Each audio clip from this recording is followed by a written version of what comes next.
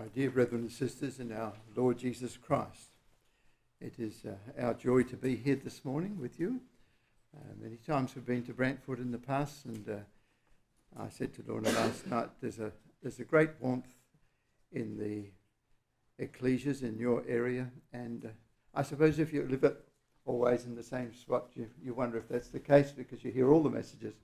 But I can assure you that visitors come and they really very much appreciate your warmth of spirit towards them, and Lord and I feel that today. And we're happy to pass on, of course, the love and greetings of our ecclesia at Brighton, which is at the other end of the year, but it's very nice that we've been able to get away and to meet you again.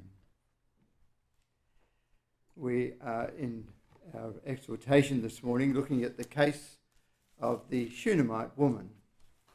It's a very famous circumstances, and we might remember that there's not very many occasions of actual resurrection in the record of Scripture, but the first is in the case of Elijah, and this that we've read in 2 Kings 4 is the second. And this time, of course, it involves the woman of Shunem. And the record starts there in chapter 4 that we read at verse 8, and it goes to the end of this chapter. Not quite to the end, but to verse 38 of the chapter. And so we thought that there would be many things here that would be helpful to us in our own life. So having a look at chapter 4 and verse 8 of 2 Kings, it says that it fell on a day that Elisha passed to Shunem, where was a great woman, and she constrained him to eat bread. Elisha seems to have travelled quite long distances relative to, say, Samuel and Elijah. He seems to have accomplished considerable distances. This is Shunem, a small village, really right up in Issachar, represented in Joshua 19 verse 18 as a city of Issachar, one of the northern branches. And it says that she was a great woman, which means that she was a person of considerable position. Her husband was well off, and they ran quite a substantial agricultural business. And so she was a well-positioned woman. And it says that she was of kind spirit to the prophet. She constrained him to eat bread, which was a wise thing to do. She wasn't dominated by the business, even though she was sharing that with her husband. But she loved to be entertaining those that were passing by and in need. But particularly, her assessment was that she loved to have Elisha call by. Now, a lot of people would have thought that Elisha was probably a bit ready of spirit for them. But this woman felt the other way. She really wanted to have in her house this man of God. You might have noticed as we were reading through that a number of times that's how he is described, as elsewhere in these chapters on Elisha, the man of God. And so her interests were in bringing or helping that man in his work, which was, of course, Yahweh's work in Israel. And so she saw it as a privilege. She didn't worry whether she was a good cook and whether she had everything perfect in the house and whether everything was immaculately clean. Here he was, and she wanted to have him because she could see there was spiritual value to her and her family and the circumstances around her. It was helping the work of God. And so she gave herself to that.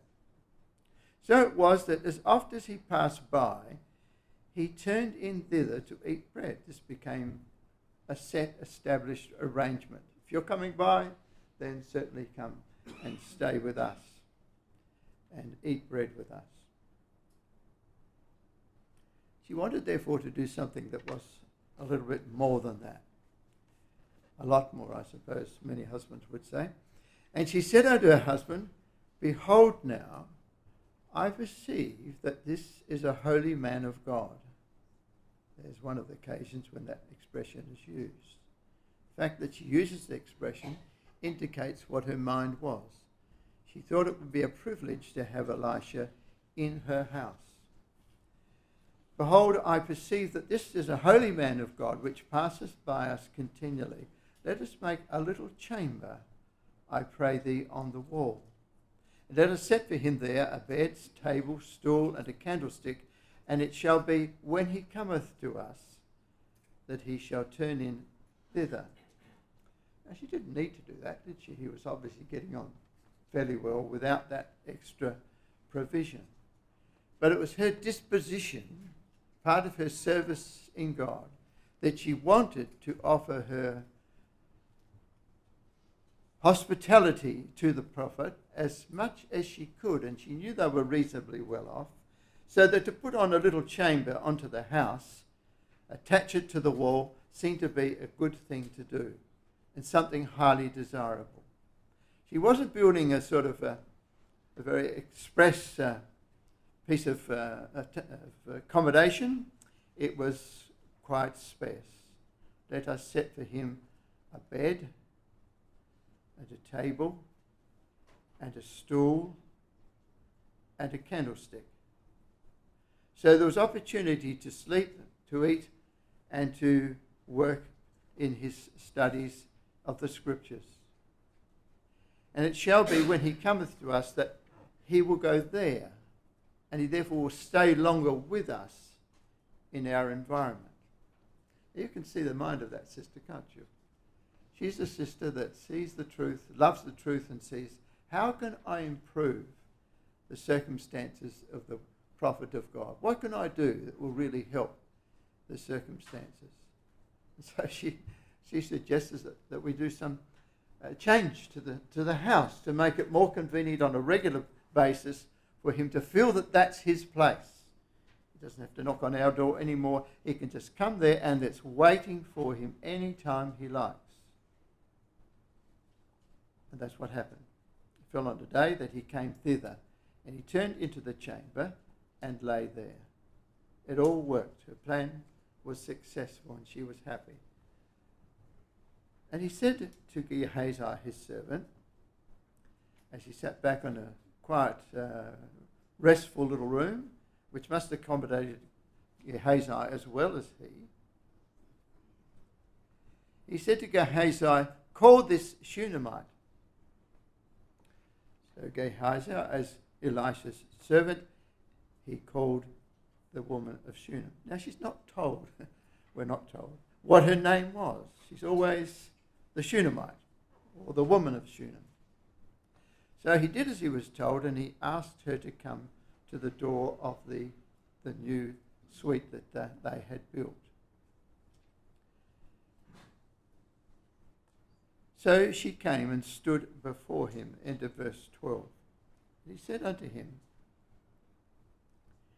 say now unto her, behold, thou hast been careful for us with all this care. What is to be done for thee? Wouldest thou be spoken for to the king, or to the captain of the host? I don't imagine that. He imagined that she would want to be taken out of her circumstances. It would be a rare sister that would be keen to take up new residence, a new place, new circumstances, for the occasion when she had helped the prophet. And what's the king and the captain of the hosts really got to do with the choice that she has made? I think that Elisha is searching her mind. It seems to him that her interest is in spiritual things, and she wants more of that. But he puts to her things that were not really what you might have chosen out of the list of items that he would be in fact pleased about. She would be pleased about. And she wasn't. She was very happy where she was. And she answered, I dwell among mine own people, which is an interesting little phrase. I remember reading about Winston Churchill, would you believe, after World War II. And he was invited to Europe, and the European leaders wanted to express their appreciation for all that he had done in virtually leading the Western world during that terrible time. And so they said to Sir Winston, these eminent men of Europe, they said, you can choose wherever you like in Europe, and we will give you that place as a residence. But the old Prime Minister seems to have had a bit more scripture in his mind than we might have estimated, because his reply to her was, nay, to the leaders of Europe was, nay, he said, but in the words of the Shunemite, I dwell among mine own people. That's interesting, isn't it?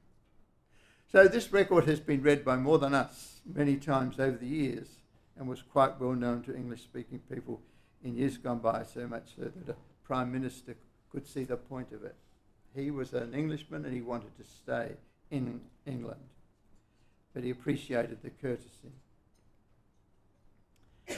So she said, I dwell among mine own people. Well, Elisha still wanted to do something.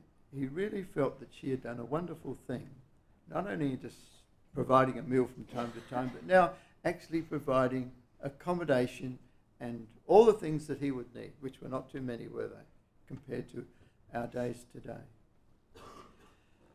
So he says to Gehazi, what then is to be done for her? Gehazi was an observant kind of individual. He answered, verily she hath no child, and her husband is old.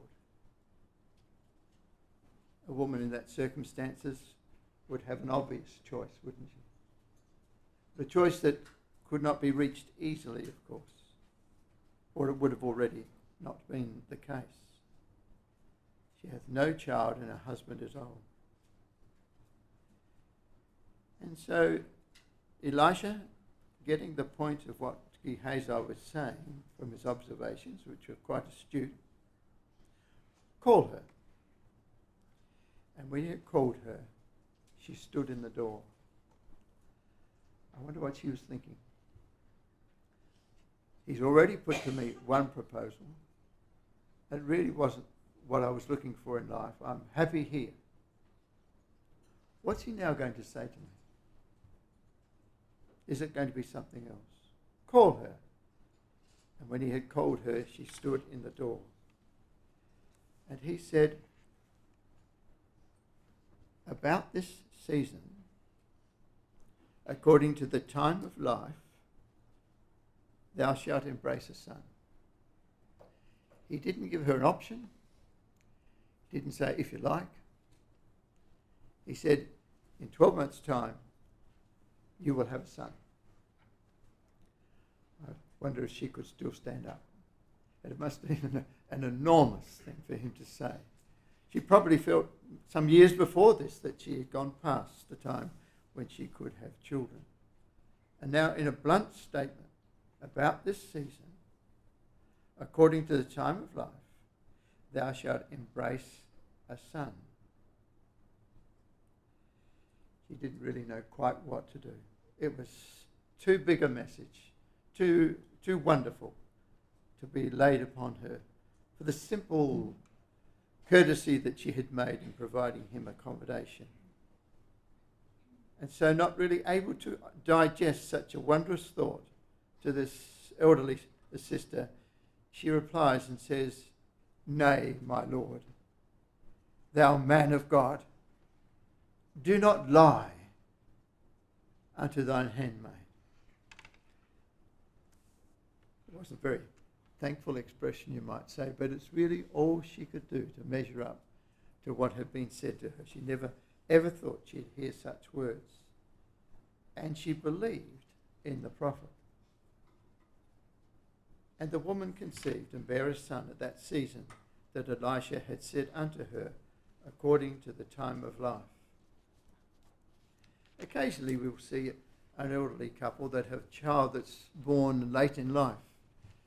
And quite often it is that there's a devotion there which is exceptional If there's a number of children, well, they will get shared out the benefits from their parents. But one child that she had desired to have all those many years, it was an enormous thing. She simply couldn't digest that.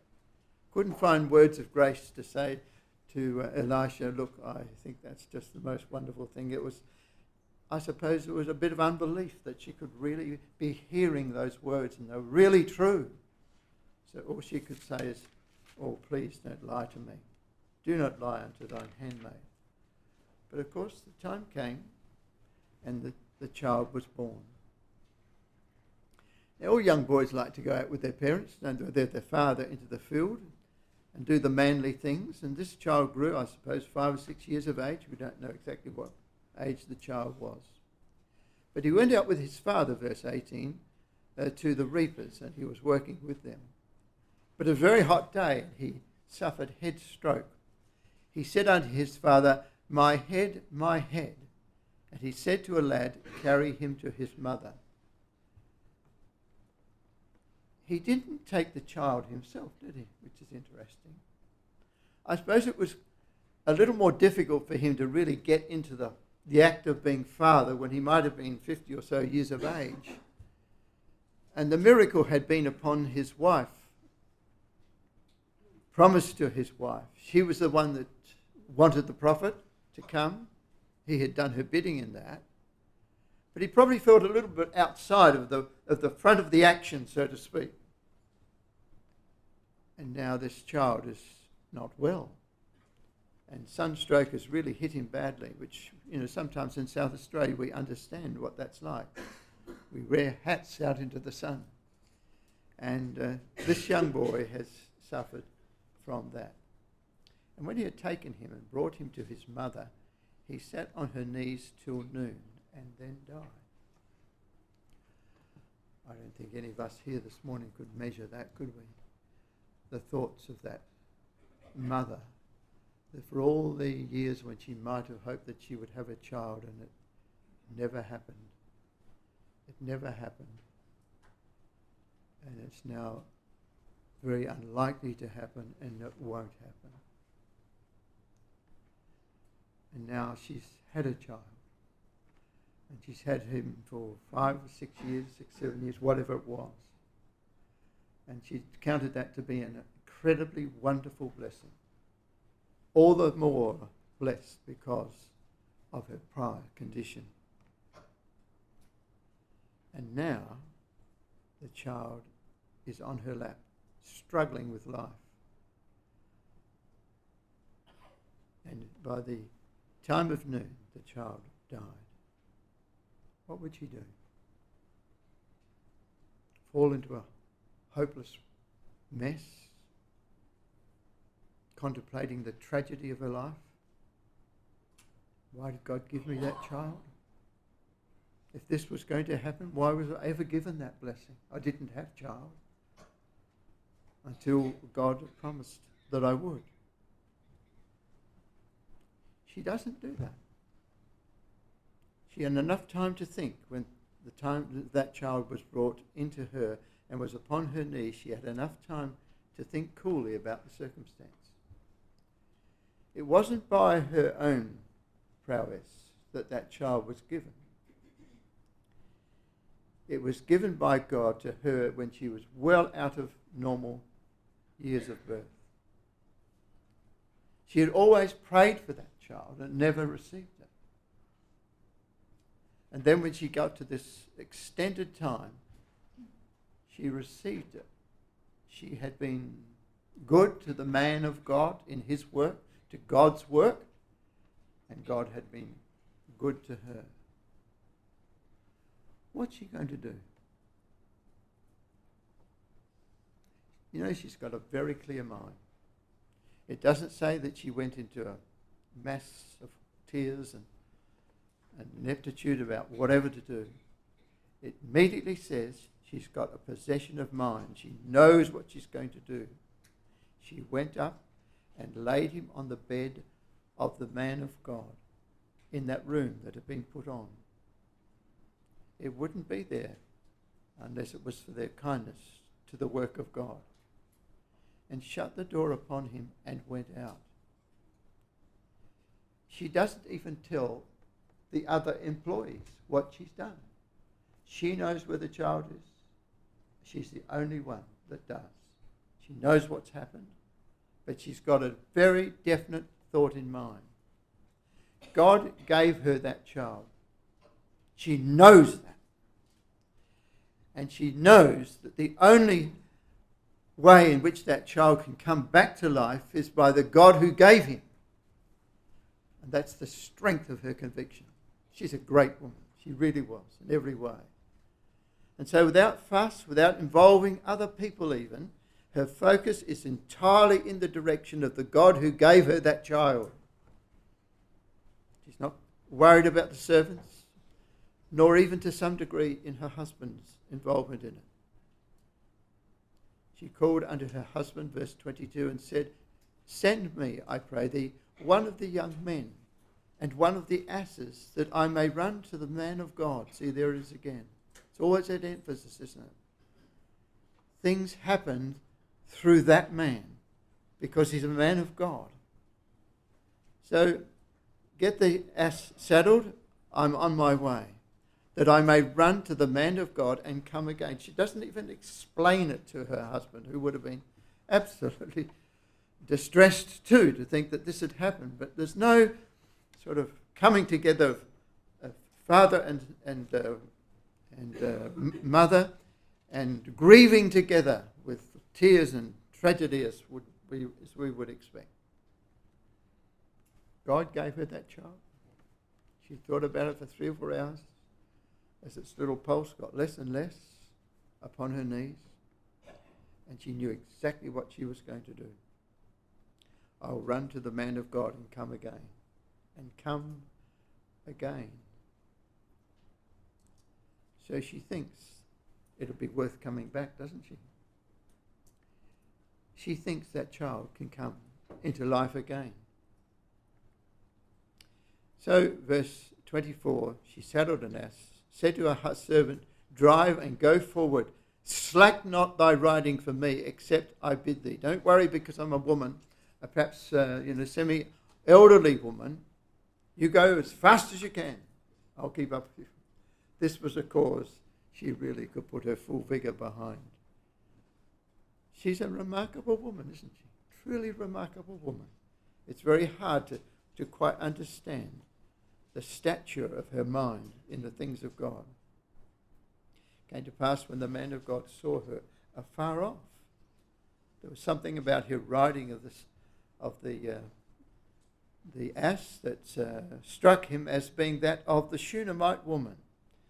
So from quite a distance out, it came to pass when the man of God saw her afar off, that he said to Gehazi his servant, Behold, yonder is that Shunammite. That Shunammite was the language of the times, I suppose. She still doesn't get her name used, even by Elisha.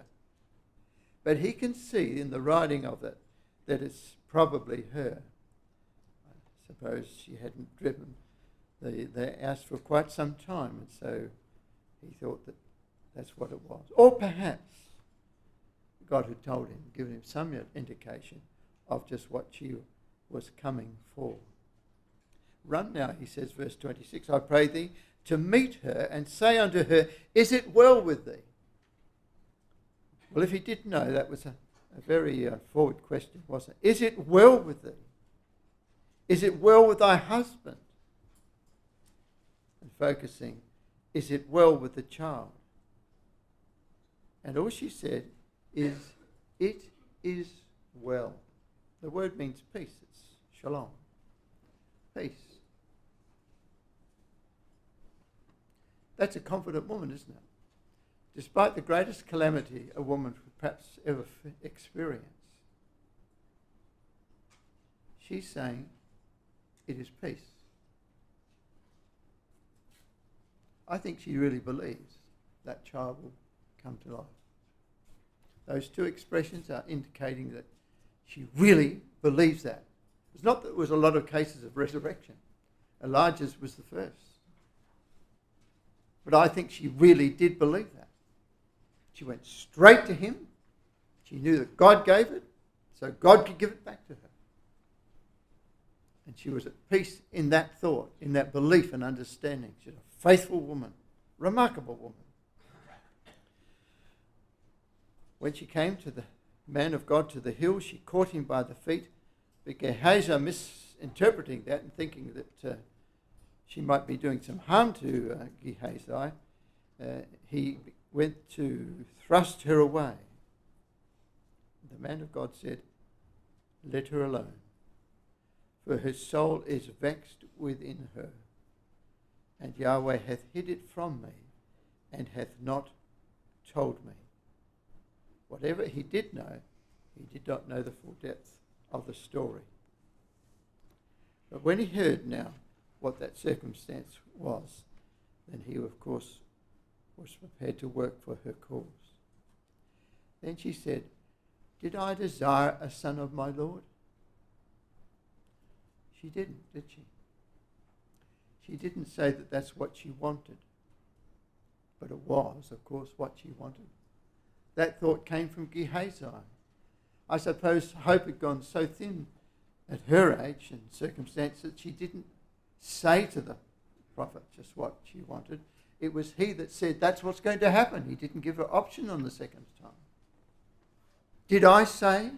Did I beg you for that child? But you put it in my life, and it was a great blessing to me, and now God has taken that away from me. Something I didn't beg for, but you've taken it away. Did I not say, "Do not deceive me"? It was too wonderful to imagine for her. So he said to Gehazi, "Gird up thy loins," verse 29, "and take my staff in thine hand, and go thy way.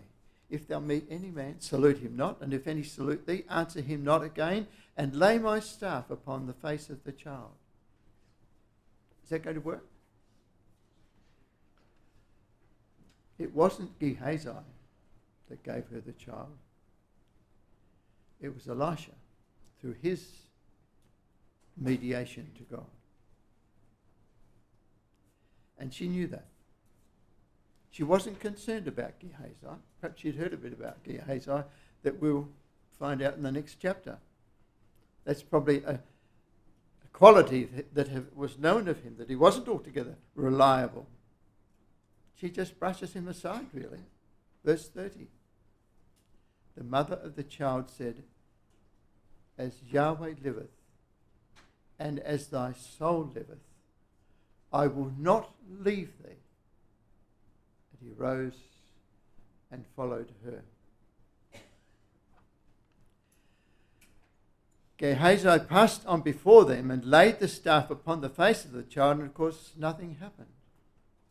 But there was neither voice nor hearing. Wherefore he went again to meet him and told him, saying, "The child is not awaked."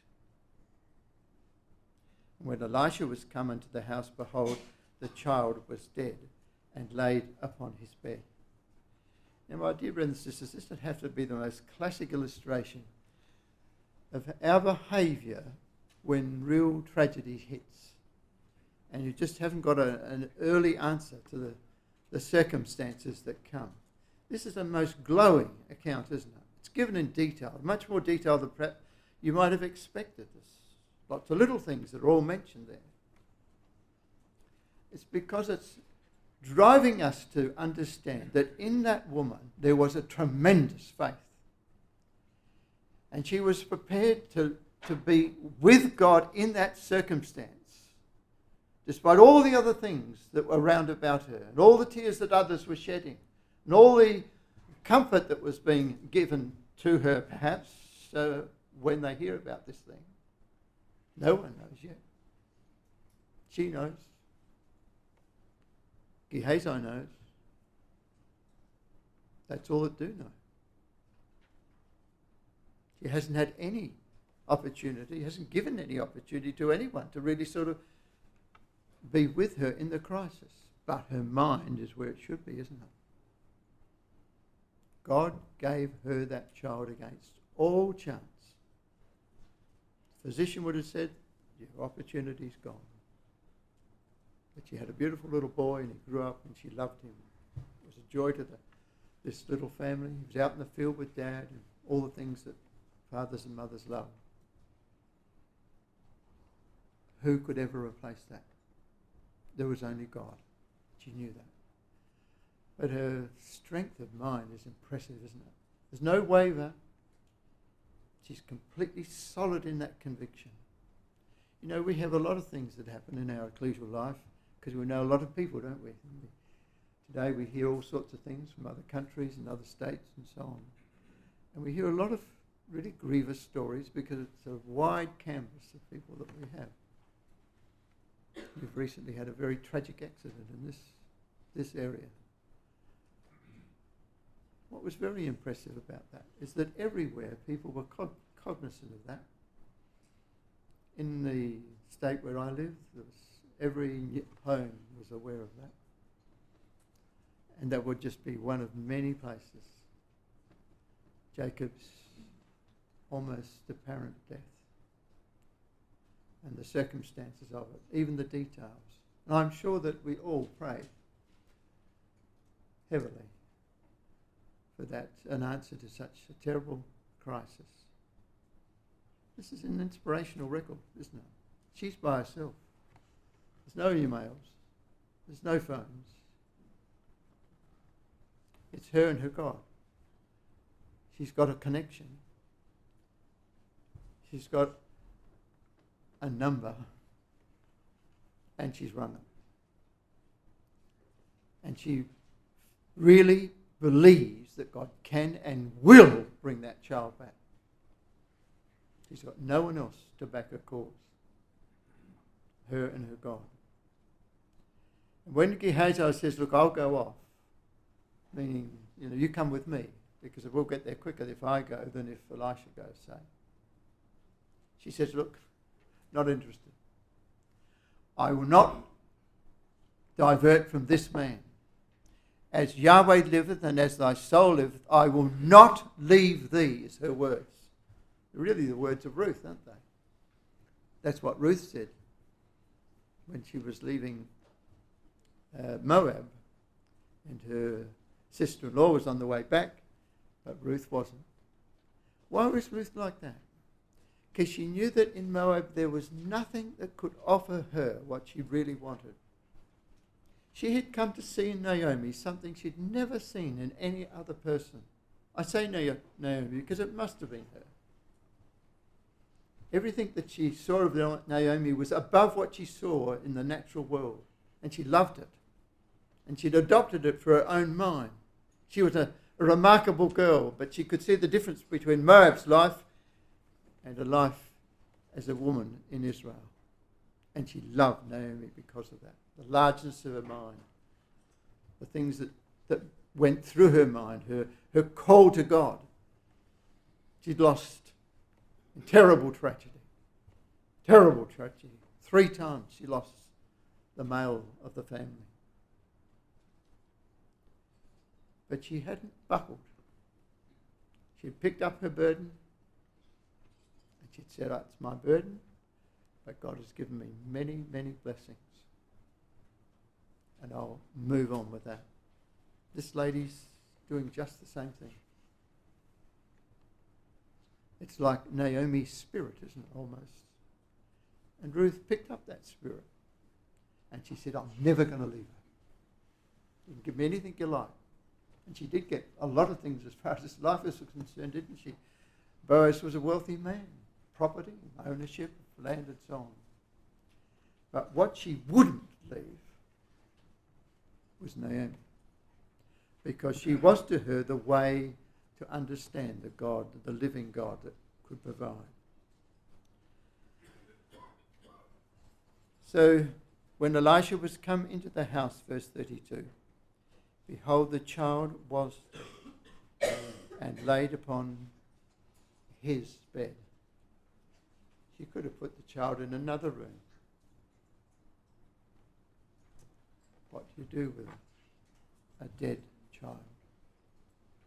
But she didn't do that either. She went around the front, she went into the little unit that they had alongside and put the child on the prophet's bed. It was as if to say, that's as close as I can get to him. He's out there somewhere, I don't know where. But the closest I can get to him is his own bed. And so when Elisha came back, that's where he found the child. In other words, the cause has been committed to him. The expectation lies in his room. And he went in therefore and shut the door upon them twain and prayed unto Yahweh. Again, my dear brothers and sisters, see the concentration of that. Elisha doesn't say, look, it's time for a cup of tea and a snack, and then we'll get down to the job. When Elisha was come into the house, behold, the child was dead. He laid upon his bed. He went in therefore and shut the door upon them twain and prayed unto Yahweh. Very direct, isn't it? Inspirational. Elisha knew where he was going, and she could see that that was true. So she put her trust in the man of God. And when he came, he put his trust in Yahweh in heaven above. That's exactly what she wanted. She didn't want anything else, just his prayers and his presence on behalf of the living God. And he went up and lay upon the child and put his mouth upon his mouth, similar to what Elijah did, and his eyes upon his eyes, hands upon his hands, as if to say that the life which I have, can that be conveyed to that child? Mouth for mouth, eye for eye, hand for hand. Can my life be transferred to the child's life? Even though he was, of course, much smaller than him. And he stretched himself upon the child, and the flesh of the child waxed warm. I think Elisha himself must have been glowing with thankfulness at that stage. Not an overly emotional person, it would seem, but he must have been absolutely full of joy as life was coming back into that little frame again. And then verse 35, in a matter-of-fact way, he returned and walked in the house to and fro, and went up and stretched himself upon him.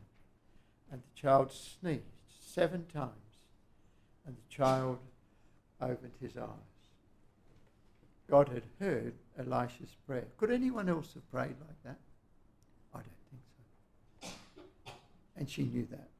There was a relationship that he had with God that was greater. It was an appointment by God. God had deliberately done that. Took Elijah and replaced him with Elisha. And everybody knew the story. Down by Jordan, we saw it all happen. The prophets told us all about it. And so there was a connection between the two. And you might just remember that that phrase, I will not leave him, was exactly what Elisha said before, wasn't it?